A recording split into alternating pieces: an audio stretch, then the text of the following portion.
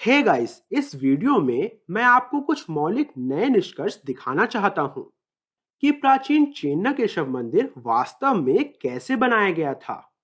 यह प्राचीन तकनीक पूरी तरह से अलग और दिमाग को चकरा देने वाली है। इसलिए इस वीडियो को अंत तक देखना सुनिश्चित करें। यहाँ आप देख सकते हैं कि कई मूर्तियां गायब हैं। पुरातत्व रिपोर्ट्स का कहना है कि मंदिर से कम 94 मूर्तियां गायब हैं। लोगों ने इन अमूल्य मूर्तियों को चुरा लिया और विदेशी कलेक्टर्स को बेच दिया। लेकिन यह वह जगह है जहां हम कुछ हैरान करने वाला विवरण पा सकते हैं। यदि आप यहाँ देखते हैं तो आप देख सकते हैं कि मूर्तियों को हटा दिया गया है और आप शीर्ष पर कई छेद देख सकते हैं। लेकिन अगर आप गौर से देखेंगे तो आपको नीचे के छेद भी नजर आ सकते हैं। और दाईं ओर आप ऐसी मूर्ति देख सकते हैं जिसे हटाया नहीं गया है। इसका मतलब है कि मूर्ति और पीछे का पत्थर एक पत्थर के ब्लॉक से नहीं बना है। जब हम इस मंदिर की दीवार को देखते हैं तो आप नक्काशी का एक समूह देख सकते हैं। हम आमतौर पर मानते हैं ये सभी नक्काशी हैं जो दीवार बनाने वाले विशाल ब्लॉक के ऊपर खुदी हुई हैं। लेकिन नहीं, प्राचीन बिल्डर्स ने मूर्तियों को अलग अलग तराशा और फिर उन्हें दीवारों पर लगा दिया। ठीक उसी तरह जैसे आज हम टीवी माउंट करते हैं। विभिन्न प्रकार के जोड़ों का उपयोग करके इन स्लॉट्स पर बस मूर्तियों को लगाया जाता है। लेकिन आइए और भी करीब से देखें। हम देख सकते हैं कि इन छेदों पर मूर्तियों को कैसे लगाया गया है। ये मूर्तियां छोटी हैं, लगभग केवल 6 से 9 इंच लंबी हैं। लेकिन इनके पीछे देखिए, प्रत्येक मूर्ति में कम से कम दो बेलनाकार विस्तार, दो छड़े हैं। मेरा मतलब है कि पीछे दो पत्थर के सिलेंडर हैं जिन्हें तब दीवार के छेद में प्लग किया गया था। यह वास्तव में एक शानदार इंजीनियरिंग तकनीक है और इसको हटाना या अलग करना बहुत कठिन है। लेकिन वह पर्याप्त नहीं था। इसलिए बीच में दो जोड़ों के अलावा ऊपर और नीचे भी जोड़ बने थे, जिससे यह समझना लगभग असंभव हो गया कि मूर्तियों को स्वतंत्र रूप से बनाया गया और फिर दीवार से जोड़ा गया। प्रतिमा और दीवार को जोड़ने वाले ट्यूब जैसे एक्सटेंशन हैं। ये वास्तव में पीछे से जुड़े हुए हैं, लेकिन माउंट इतना सही है कि सब कुछ एक टुकड़े जैसा दिखता है। उसी प्रकार का जोड़ शीर्ष पर भी पाया जाता है और इसको समझना भी बहुत मुश्किल है। और आज पत्थर में ऐसे जोड़ों को इंजीनियर करना लगभग असंभव है। लेकिन जब मैंने इसका और भी करीब से विश्लेषण किया तो यह और भी जटिल हो जाता है। आइए इस क्षेत्र पर ध्यान दें। आप छोटी मीनार जैसी नक्काशी की एक पंक्ति देख सकते हैं। आमतौर पर आपने माना होगा कि यह पूरा क्षेत्र एक पत्थर के ब्लॉक से बना है। लेकिन अब आप देख सकते हैं कि प्रत्येक टॉवर उस गोलाकार प्रतीक के साथ और दो जानवर एक पत्थर से बने हैं और फिर पीछे की ओर से जोड़े गए हैं। तो ये तीन मीनारें तीन अलग अलग पत्थर के ब्लॉक से बनी हैं। मैंने भी ऐसा ही सोचा था, लेकिन यह गलत है। सामने के दृश्य से कुछ भी दिखाई नहीं देता है। लेकिन जब आप चीजों को किनारे से देखते हैं तो गोलाकार वस्तु वास्तव में एक और अलग पत्थर का ब्लॉक है जो इसी मीनार पर लगा है। माउंटिंग कनेक्टर स्पष्ट रूप से दिखाई दे रहे हैं। प्रत्येक जानवर भी एक अलग पत्थर का ब्लॉक है जो टॉवर से जुड़ा हुआ है। यह विश्वास करना बहुत कठिन है ना? क्योंकि इस क्षेत्र को देखिए जहां दो जानवर मिलते हैं। यह एक पत्थर जैसा दिखता है, लेकिन ये दो अलग अलग पत्थर के ब्लॉक्स हैं। और अगर आप ध्यान से देखें तो पीछे एक कनेक्टर है जो कि उनके बीच में ठीक से स्थापित किया गया है। संरेखन हैरान करने वाली सटीकता के साथ किया गया है। मेरा कहना है प्रत्येक टॉवर एक पत्थर से नहीं बना है। यह कम से कम चार अलग अलग इंटरलॉकिंग पत्थर के ब्लॉक से बना है। और शायद इसी तरह छोटी छोटी मूर्तियों को भी घूमते हुए खंबे से जोड़ा गया। मैंने आपको पहले ही एक अन्य वीडियो में दिखाया है कि हम नक्काशी के पीछे अपने हाथ अंदर रख सकते हैं। विशेषज्ञ यह सोचकर परेशान हो रहे हैं कि प्राचीन बिल्डरों ने इन चीजों को कैसे तराशा। यदि वे छोटी छोटी मूर्तियां अलग अलग बनाते और फिर उन्हें खंभों पर चढ़ाते तो यह बहुत आसान हो जाता। वास्तव में अब यह अधिक समझ में आता है कि उन्होंने इन एक्सटेंशन का उपयोग क्यों किया। वे इन छोटी मूर्तियों को स्तंभ पर माउंट करने के लिए कनेक्टर हैं। मुझे लगता है कि पुरातत्वविदों ने यह सोचकर एक बड़ी गलती की है कि वाह, उन्होंने इन छोटी छोटी नक्काशियों को पीछे की बड़ी खाली जगह के साथ कैसे बनाया। यह इस धारणा पर आधारित है कि पूरा स्तंभ या कम से कम इसका एक बड़ा हिस्सा एक पत्थर से बना है, जबकि वास्तविकता यह है कि यह खाली जगह बिल्कुल जरूरी है। इसलिए वे इन अलग अलग पत्थर के ब्लॉक्स को माउंट कर सकते हैं, और अगर उन्हें कभी भी उन्हें तोड़ना पड़ा तो खाली जगह भी आवश्यक सहायता प्रदान करेगी। जब हम इस मदनिका की तरह एक बड़ी मूर्ति को देखते हैं तो हमें पता चलता है कि इसे अलग से बनाया गया था और फिर जगह पर लगाया गया था। हमें नहीं लगता कि मूर्ति, दीवार, छत सभी एक ही पत्थर के ब्लॉक हैं, है ना? क्यों? क्योंकि यही वह तकनीक है जो आज मौजूद है, और हम हमेशा अवचेतन रूप से किसी भी तकनीक को आज की तकनीक से जोड़ते हैं। आज अगर आप कोई पत्थर या लकड़ी की मूर्ति या एक छोटी सी मूर्ति भी खरीदते हैं तो आप सोचते हैं कि वह एक ही टुकड़ा है, क्योंकि हम आज की तकनीक के अभ्यस्त हैं। लेकिन प्राचीन बिल्डरों ने इसे और भी जटिल, सूक्ष्म स्तर पर ले लिया होगा। तो जैसे हम समझते हैं कि एक बड़ी मूर्ति पूरी संरचना का केवल एक हिस्सा है, उन्होंने एक मूर्ति को भी कई अलग अलग हिस्सों में तोड़ दिया। तो मूर्तियों को भी कई छोटे पत्थर के ब्लॉक से बनाया जाता है और फिर एक साथ जोड़ दिया जाता है, और उनकी असेंबलिंग इतनी परफेक्ट है कि यह हमें कई सदियों से बेवकूफ बना रही है। उसकी सुंदरता पर ध्यान ना देकर बाएं कंधे पर ध्यान दें, उस जोड़ को देखें। यह कोई नहीं जानता, क्योंकि यह बात अब तक किसी ने नहीं समझी। लेकिन इस प्राचीन तकनीक की सबसे महत्वपूर्ण जानकारी मंदिर के अंदर छिपी है। नरसिंह की इस नक्काशी में हमें विवरणों पर ध्यान देना होगा। भगवान नरसिंह आधे पुरुष आधे सिंह देवता हैं। हालांकि इस मंदिर में उनका चेहरा एक सामान्य शेर से थोड़ा अलग दिखता है।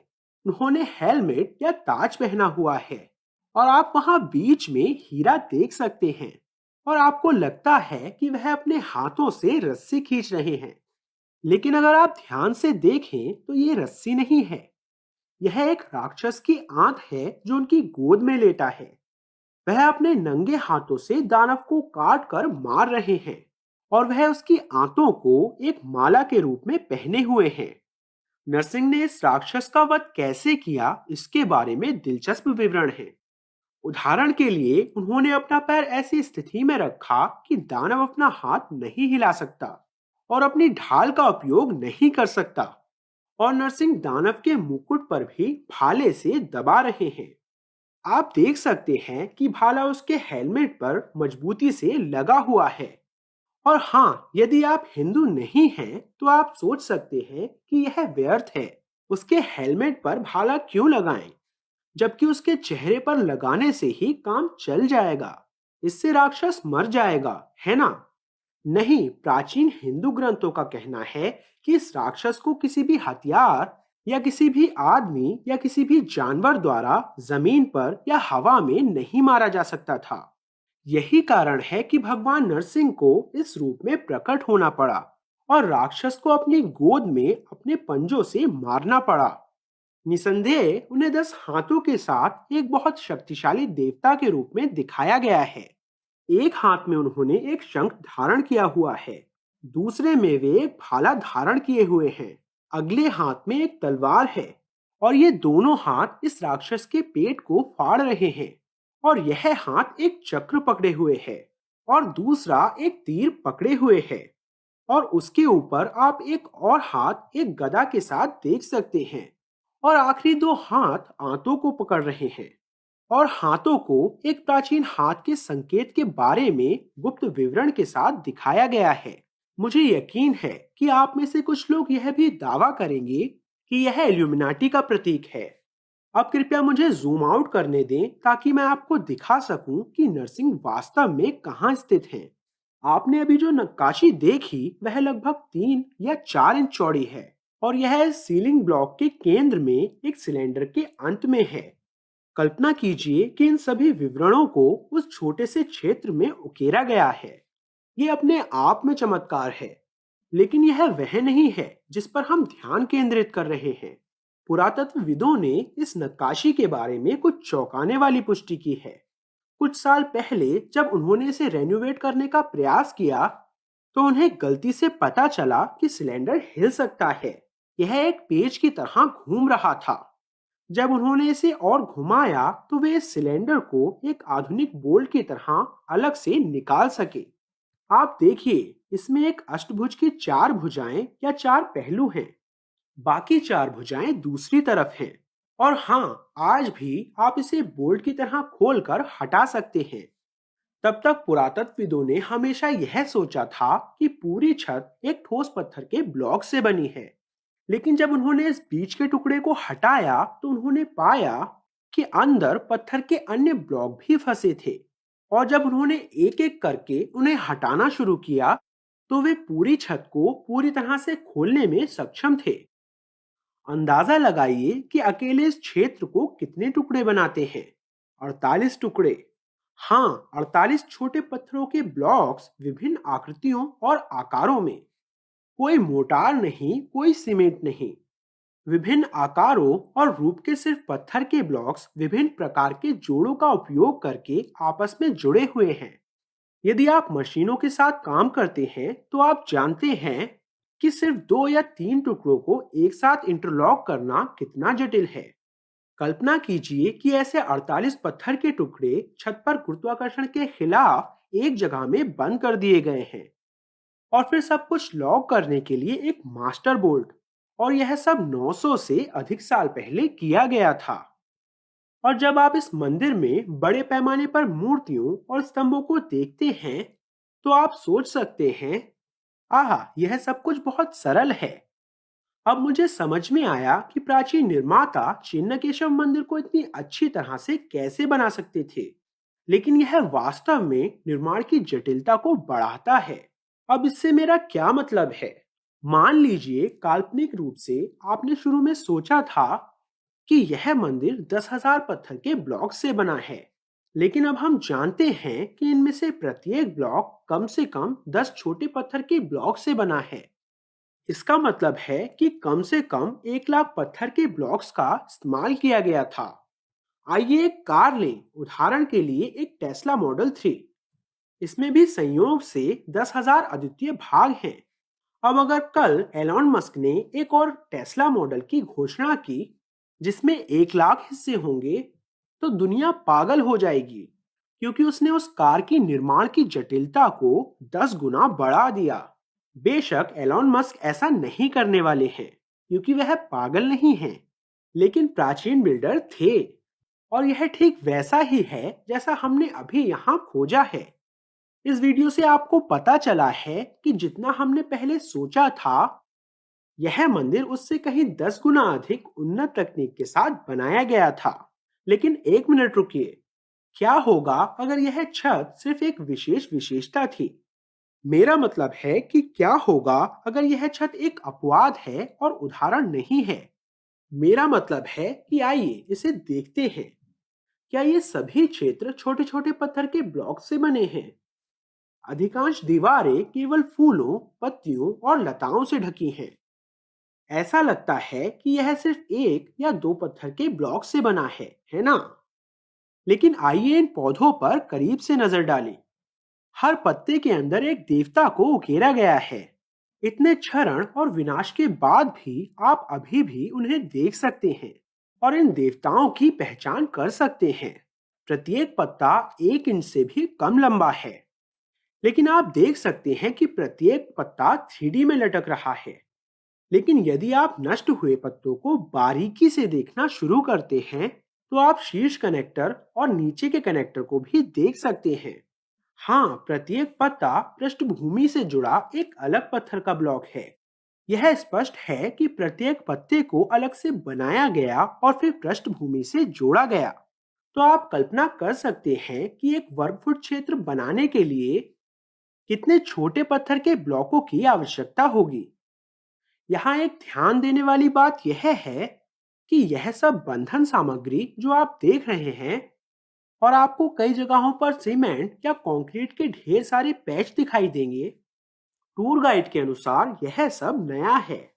यह सब पुरातत्व विभाग द्वारा किया गया था, ताकि यह सुनिश्चित हो सके कि चीजें ढह ना जाएं। मूल मंदिर बिना किसी जोड़ने वाली सामग्री के बनाया गया था। ये सब विभिन्न जोड़ों का उपयोग करके पत्थर की इंटरलॉकिंग तकनीक से किया गया था।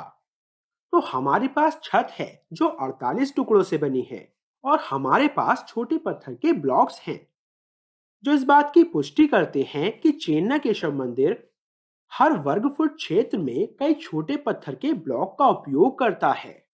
इसका वास्तव में क्या मतलब है? इसका मतलब है कि यह मंदिर एक बहुत ही अनोखी तकनीक के साथ बनाया गया था। इस मंदिर के हर वर्ग फुट क्षेत्र के लिए कम से कम 10 अलग अलग पत्थर के ब्लॉक्स हैं। यह 10 से बहुत अधिक हो सकता है, लेकिन मैं इसे कम अनुमान पर रखूंगा।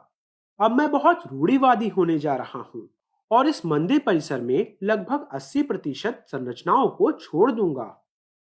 मैं टॉवर परिसर की दीवार पर विचार नहीं करूंगा। मैं इस मंदिर और इस मंदिर को शामिल नहीं करने जा रहा हूँ। मैं केवल इस मुख्य मंदिर या मुख्य संरचना को लेने जा रहा हूँ। विकिपीडिया के अनुसार अकेले इस मुख्य संरचना का क्षेत्रफल 178 बाय 156 फीट है। अगर आप इस मंदिर को देखें तो आप देख सकते हैं कि लगभग पूरी ऊंचाई विभिन्न नक्काशियों से भरी हुई है, और यह आसानी से 20 फीट लंबा होगा। और याद रखें कि यह एक ठोस खंड नहीं है।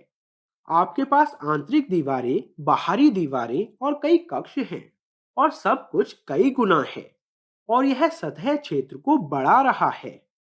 लेकिन अगर हम इस अतिरिक्त क्षेत्र को नजरअंदाज कर दें और हम इसे एक साधारण ठोस क्यूबॉइड के रूप में लें, तो सतह का क्षेत्रफल लगभग 68,000 वर्ग फुट हो जाएगा। क्योंकि इस मंदिर का हर वर्ग फुट कम से कम 10 पत्थर के ब्लॉक से बना है, इसलिए उन्हें कम से कम 6,80,000 पत्थर के ब्लॉक्स की आवश्यकता होगी।